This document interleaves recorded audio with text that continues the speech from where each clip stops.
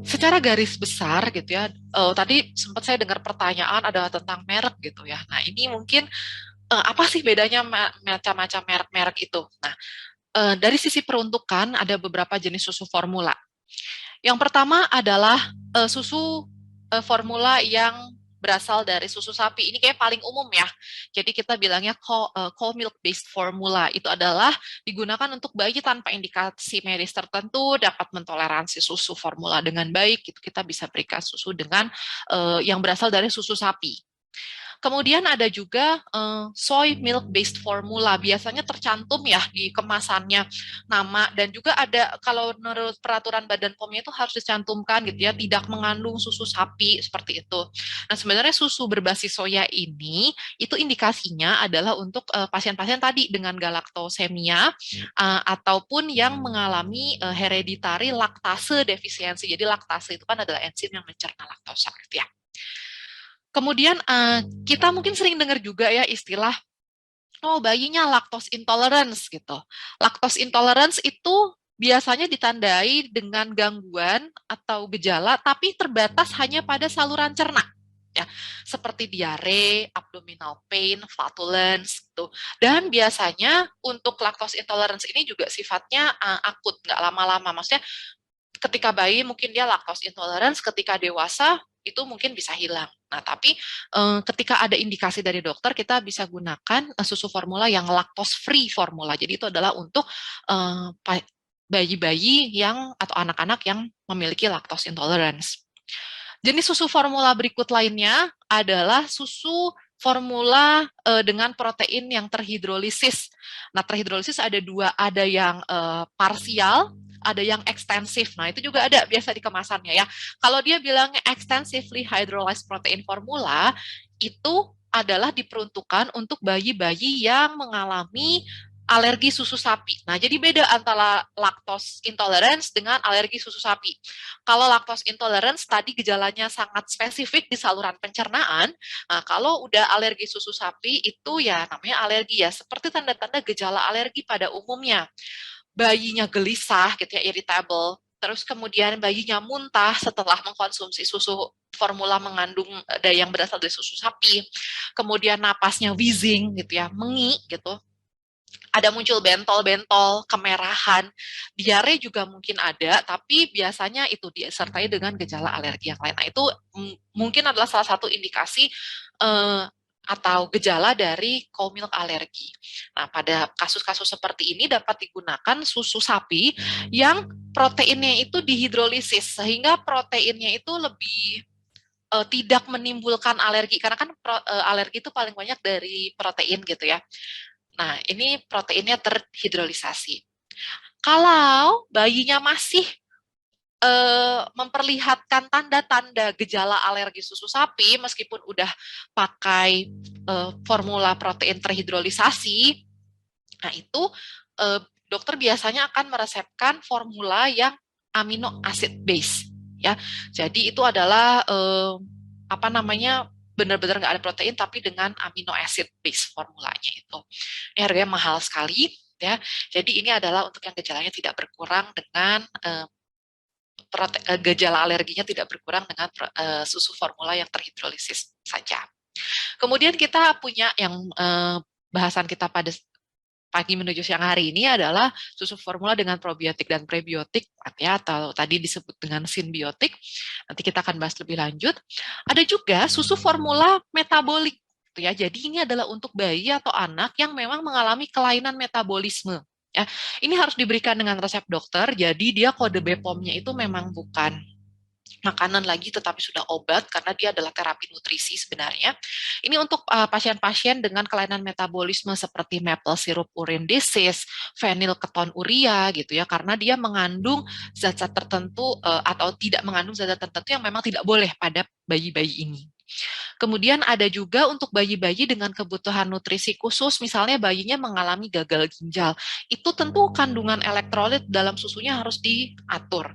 Bayi-bayi yang mengalami kelainan kadar kalsium, bayi-bayi yang mengalami neonatal hiperparatiroidism, itu membutuhkan susu khusus masing-masing yang kita sebut golongannya dengan nutrien altered formula. Sama, ini juga termasuk ke dalam PKMK.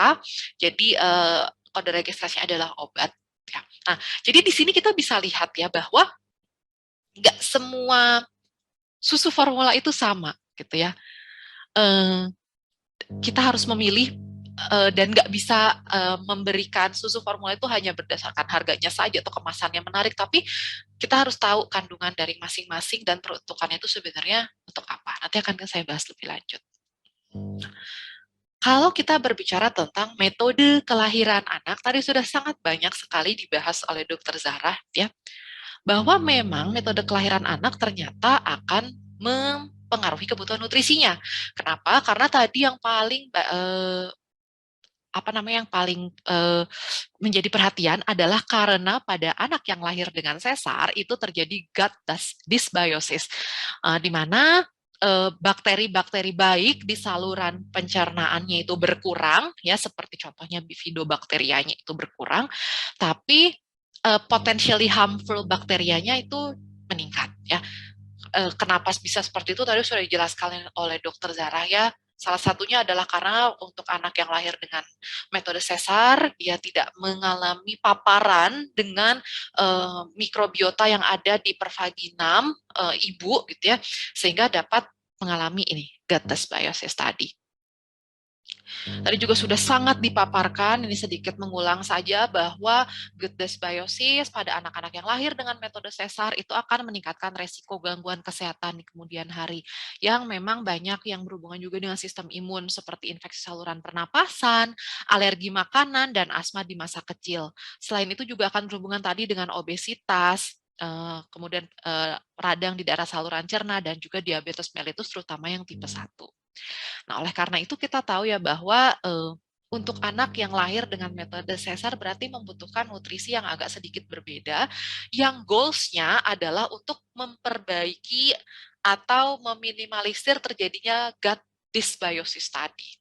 Nah, karena dysbiosis itu tadi disebabkan, dysbiosis di saluran pencernaan tadi itu disebabkan karena kurangnya bakteri-bakteri baik di saluran pencernaan, maka tadi Dokter Zahra sudah menyampaikan, kalau bayinya bisa ASI, please berikan ASI eksklusifnya, gitu ya. Ibunya bisa menyusui dengan baik, itu sudah akan mencukupi si mikrobiota yang kurang karena dia lahir dari metode sesar tadi. Tapi ketika ASI tidak bisa diberikan, maka si bakteri baiknya itu harus diberikan asupan kepada si anak atau bayi ini lewat susu formula. Ya, jadi bukan cuma pemberian prebiotik atau probiotiknya saja, tapi prebiotik dan prebiotiknya dalam susu formula. Ini tadi juga adalah sebuah penelitian yang sudah disampaikan oleh Dr. Zahra, saya hanya sedikit mengulang saja. Ini adalah penelitian pada bayi-bayi yang lahir dengan metode seksio cesarea atau biasa memang kita bilangnya C-section.